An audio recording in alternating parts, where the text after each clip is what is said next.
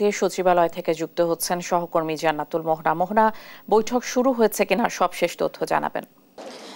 ইশিকা, যারা প্রশ্ন করেছেন আপনাকে জানাতে চাই, কিছুক্ষণ আগে স্বাস্থ্য মন্ত্রণালয়ে উপস্থিত হয়েছেন জুলাই আগস্ট গণ অভ্যুত্থানে আহতরা এবং আহতদের পরিবাররা। এবং আপনি কিছুক্ষণ আগে যে প্রতিবেদনটি দেখিয়েছেন সেই প্রতিবেদন থেকে জেনেছেন যে বুধবার দিন কি ঘটনা ঘটেছিল এবং এর প্রেক্ষিতে আজকে উপদেষ্টা মণ্ডলীর সাথে বৈঠক করতে এবং চিকিৎসা ও পুনর্বাসন সংক্রান্ত বিষয় নিয়ে তাদের যে দাবি দেওয়া সেই 7 দফা দাবি নিয়ে আলাপ আলোচনা করতে স্বাস্থ্য মন্ত্রণালয়ে উপস্থিত হয়েছেন তারা। এবং আমাদের সামনেই আমরা যে সভাকক্ষে আছে সেই সভাকক্ষে কিন্তু আমরা তাদেরকে দেখতে পাচ্ছি এবং সেখানে তারা অপেক্ষা করছেন উপদেষ্টা মণ্ডলীদের জন্য এবং কিছুক্ষণ পরে তারা আসবেন এবং তারা তাদের দাবি দেওয়া উপস্থাপন করবেন। আমাদের কাছে আছে তাদের যে 7টি দফা, সেই 7 দফা দাবি নিয়েই তারা কিন্তু এসেছেন এবং তাদের প্রথম দফা দাবি হচ্ছে 24-এর গণ অভ্যুত্থানে আহত যোদ্ধাদের অতি দ্রুত মন্ত্রী বা উপদেষ্টারা আহত হলে যে মানের চিকিৎসা দেওয়া হয় সেই মানের চিকিৎসা তাদের দিয়ে দিতে হবে। এবং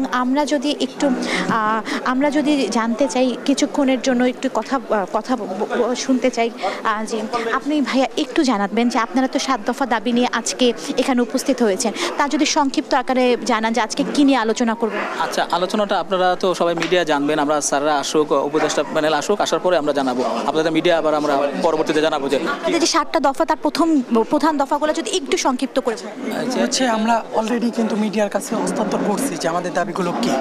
তো এগুলো ইস্যু নিয়েই আমরা আজকে উপদেষ্টাদের সঙ্গে আলোচনা করতে আসি। আমরা আলোচনাটা করি, আপনাদের ওনারা কি ডিসাইড দেয় তারপরে আমরা আলোচনাটা করি। আমরা অলরেডি আপনাদের কাছে হস্তান্তর করছি, আপনারা দেখে নিতে পারেন। আপনাদের যে দাবি দেওয়া ছিল আপনি যদি জানাতেন যে আপনাদের ক্ষোভের জায়গাটি কোথায়? না, এখানে ক্ষোভ বলতে কিছুই নাই।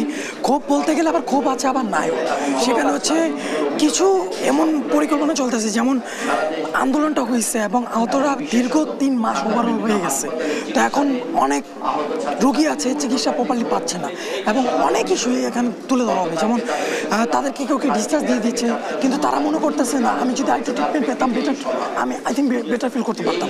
তো অনেকের আইয়ের বিষয় আছে বা হ্যান্ড বলেন লেগ বলেন, তাদের যদি তারা চিন্তা করতেছে যে আমি এই চিকিৎসা নিটরে গেলে এরকম একটা অবস্থা হয় যে আমরা জানি কি কিছু একটু 19 থেকে 20 হলেই কেটে ফেলে দাও, অথচ কিন্তু আমরা জানি এই যদি ট্রিটমেন্টটা প্রপারলি একটু সময় নেন আপনারা, আমরা বলি না দ্রুত করেন, একটু সময় নেন প্রপার চিকিৎসার জন্য আমাদের পুনর্বাসনের জন্য। হ্যাঁ, এই আলোচনা নিয়ে আমরা এখানে আসি।